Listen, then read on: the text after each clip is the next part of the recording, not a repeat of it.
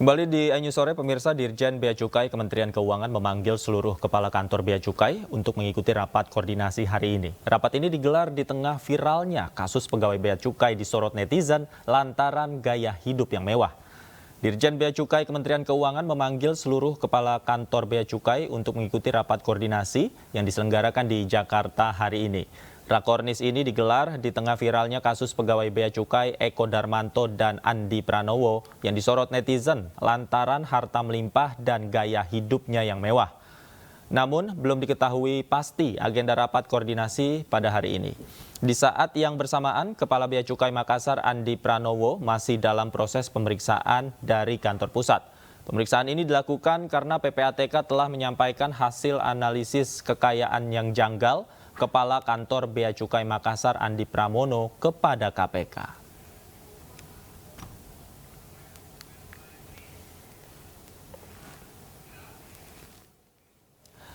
Direktorat Jenderal Pajak mengungkap 6 perusahaan dan 1 konsultan pajak yang terafiliasi dengan Rafael Alun Trisambodo. Sementara KPK menemukan keterlibatan istri Rafael dalam kepemilikan saham di sebuah perusahaan perumahan di Minahasa Utara, Sulawesi Utara.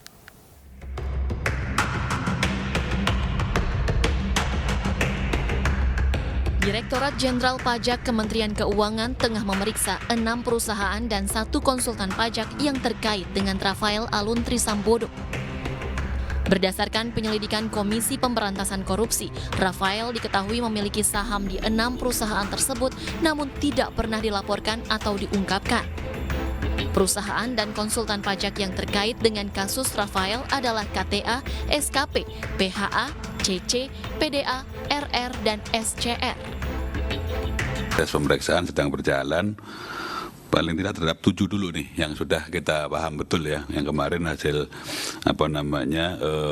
klarifikasi dari KPK didengarkan juga kan waktu kita melakukan preskon itu. Nah itu yang kita follow up, termasuk diantaranya konsultan tadi juga.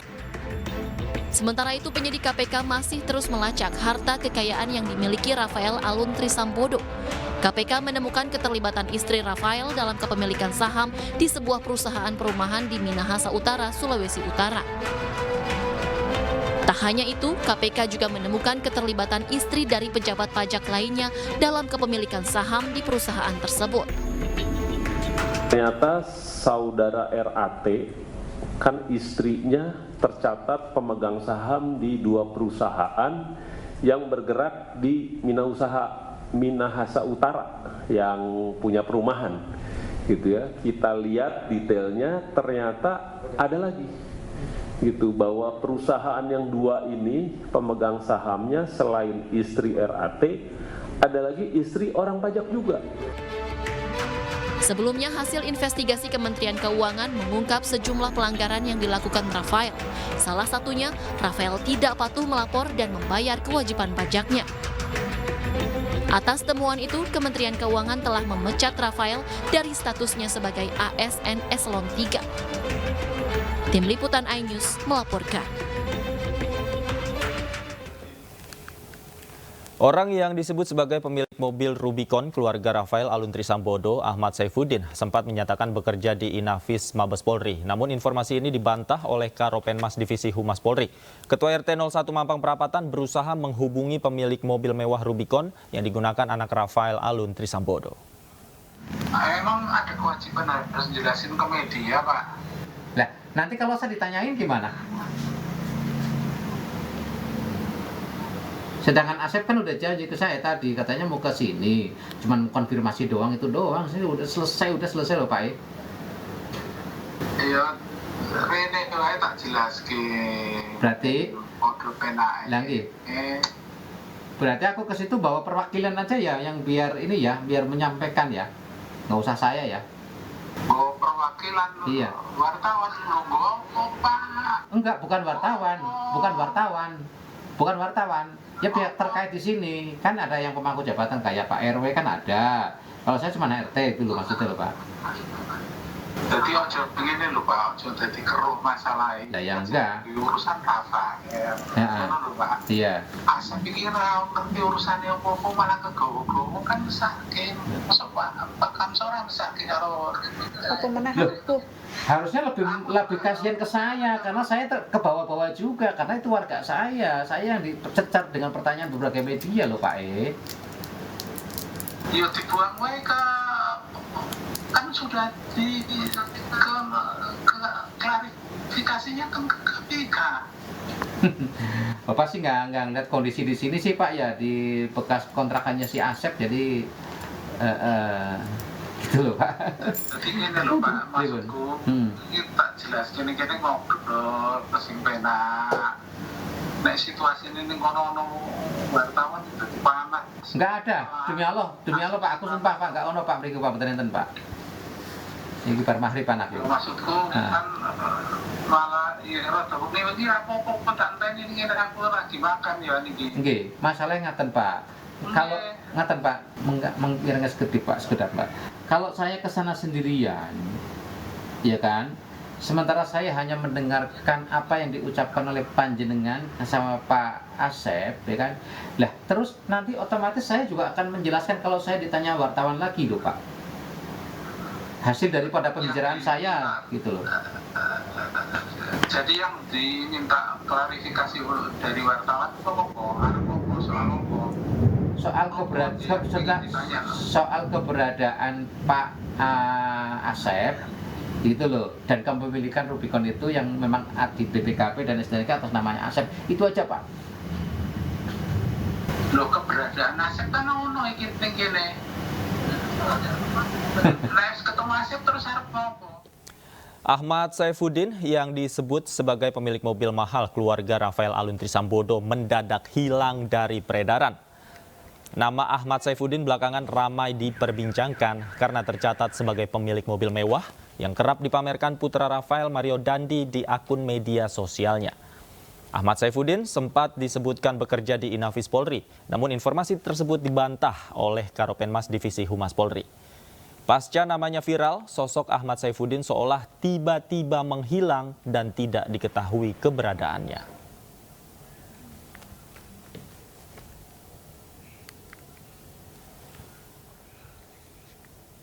Pemirsa, setelah memeriksa mantan Kepala Bea Cukai Yogyakarta Eko Darmanto, KPK kini membidik Kepala Bea Cukai Makassar, Andi Pramono. Andi juga memiliki harta fantastis mencapai belasan miliar rupiah.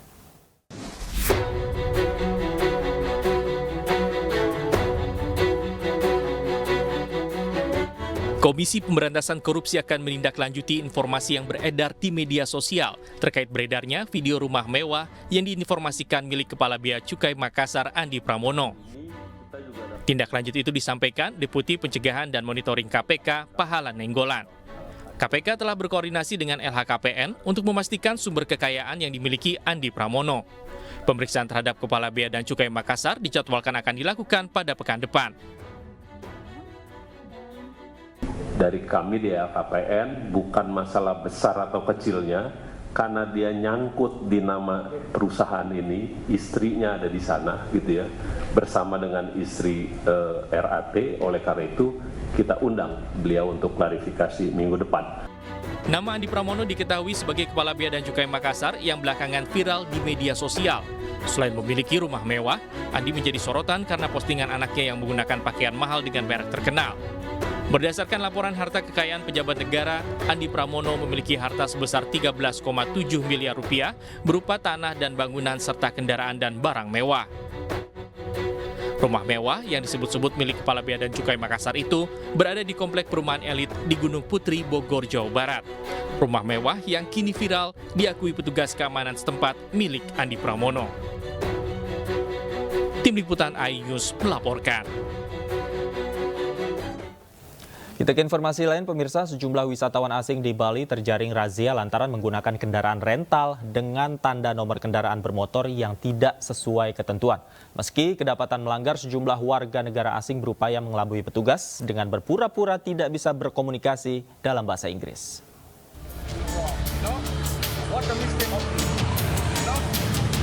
Puluhan warga negara asing kembali terjaring razia karena tidak mengenakan kelengkapan keselamatan berkendara seperti helm dan tidak membawa surat-surat kendaraan, serta ada pula yang ditilang karena mengendarai sepeda motor dengan tanda nomor kendaraan palsu. Bahkan sejumlah warga negara asing yang terjaring razia yang digelar jajaran Polres Badung di kawasan Canggu, Kuta Utara, Badung, Bali ini mengelabui petugas sekaligus menghindari tilang. Salah satunya berpura-pura tidak bisa berkomunikasi dalam bahasa Inggris. Sejumlah turis juga mengelak ditilang dengan alasan tidak bisa mengikuti sidang karena akan kembali pulang ke negaranya. Jajaran Polres Badung di kawasan Canggu mengamankan 4 kendaraan dari turis asing yang tidak sesuai aturan. Karena itu kami kendaraannya yang kami sita.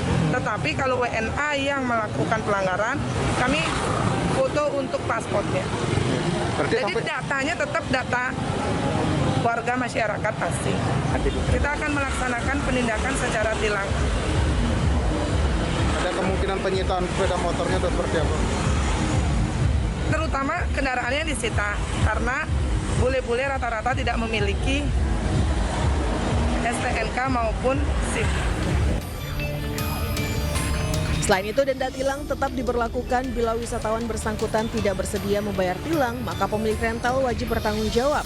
Pemakai plat palsu ini pun dapat dikenakan hukuman pidana paling lama 6 tahun penjara. Dari Badung, Bali, Bagus Alit, iNews melaporkan.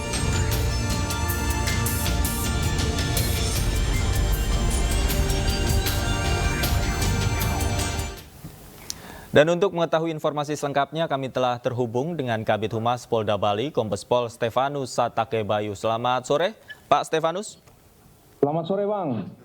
Baik, Pak Stefanus, bisa dijelaskan Pak, sebenarnya apa yang menjadi alasan mereka ini memalsukan plat nomor kendaraannya yang tidak sesuai, Pak? Ya, dari beberapa wisatawan maupun dari rental yang kita komunikasikan, memang kan berawal dari adanya viral-viral dari media sosial terkait penggunaan kendaraan roda 2 maupun roda 4 yang tidak sesuai dengan ketentuannya. Banyak menggunakan TNKB yang menggunakan nama-nama ataupun tidak menggunakan TNKB. Dan juga banyak juga dari warga negara asing yang mengendarai kendaraan tidak menggunakan helm. Jadi tidak sesuai dengan ketentuannya. Oleh karena itu kita lakukan razia. Dari beberapa tangkapan ataupun hasil dari kendaraan yang tidak sesuai itu rata-rata memang ada karena rentalnya ya. Dia ada nama dari pihak rental, tapi ada juga yang nama-nama dari yang mengendarai kendaraan tersebut. Oleh karena itu kita lakukan penilangan kepada pelanggar kendaraan ataupun pengendara lalu lintas. Demikian, Bang. Baik, Pak Stefanus, sebenarnya kepemilikan terhadap kendaraan-kendaraan yang platnya tidak sesuai ini seperti apa, Pak? Apakah milik pribadi atau ada juga milik rental yang melakukan hal serupa? Rata-rata milik rental. Jadi orang asing itu menyewa kendaraan di rental, Bang. Pemiliknya dari rental. Oke, nah kalau untuk rental ini tindakan atau penegakan hukumnya seperti apa, Pak? Ya, kita memberikan himbauan. Kita memberikan himbauan kepada pihak rental untuk tidak melakukan ataupun memberikan informasi kepada penyewa untuk mematuhi aturan-aturan yang sudah ditentukan. Tetapi ada juga pihak rental yang awalnya tidak menyediakan nama-nama itu, tapi dari penyewanya, ya penyewanya. Tetapi kemarin yang ditangkap di Nusa Lembongan itu pihak rental yang menulis atau memasang plat nomornya tersebut. Oke, total saat ini sudah ada berapa rental, Pak, yang didata yang melakukan pelanggaran? Udah beberapa, jadi semua rental yang ada di wilayah Bali yang menyewakan kendaraan itu diberi himbauan-himbauan. Jadi ada himbauan dari selebaran dalam bentuk himbauan diserahkan kepada pemilik rentalnya. Demikian, Bang. Oke, artinya saya ingin perjelas lagi, Pak Stefanus, pelanggaran penggantian plat nomor ini sebenarnya dilakukan oleh rental yang kemudian disewa oleh warga negara asing tersebut, Pak. Kalau untuk warga negara asing yang secara pribadi dengan inisiatifnya pribadi mengganti plat nomor sendiri itu juga ditemukan, Pak? Ya, jadi ada beberapa yang menggunakan... Halo? Iya, silakan Pak Stefanus. Ya, jadi ada pemilik ataupun penyewa dari rental kendaraan tersebut, dia ganti namanya.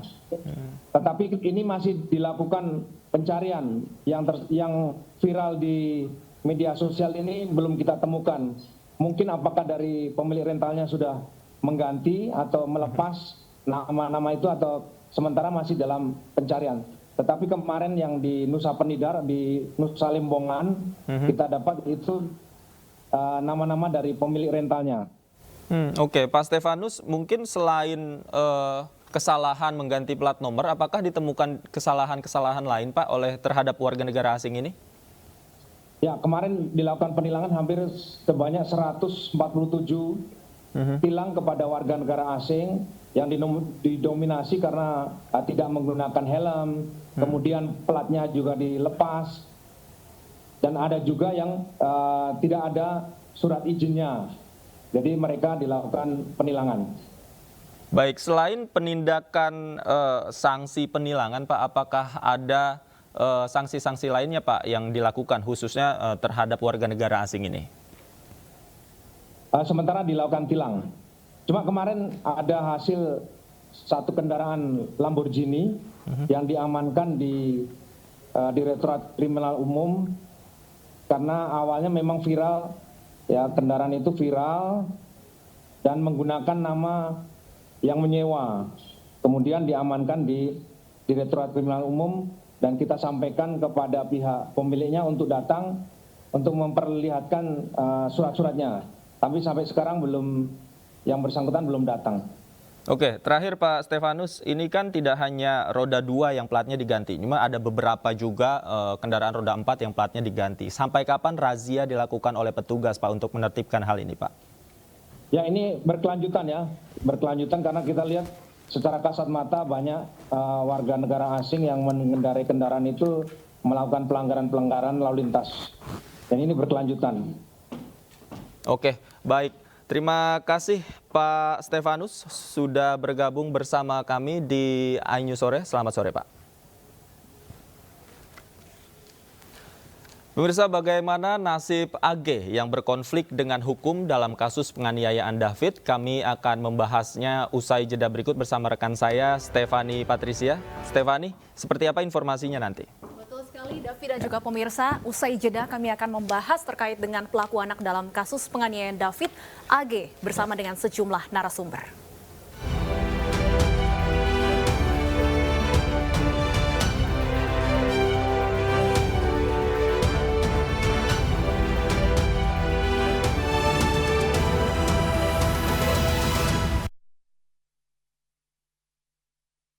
Senin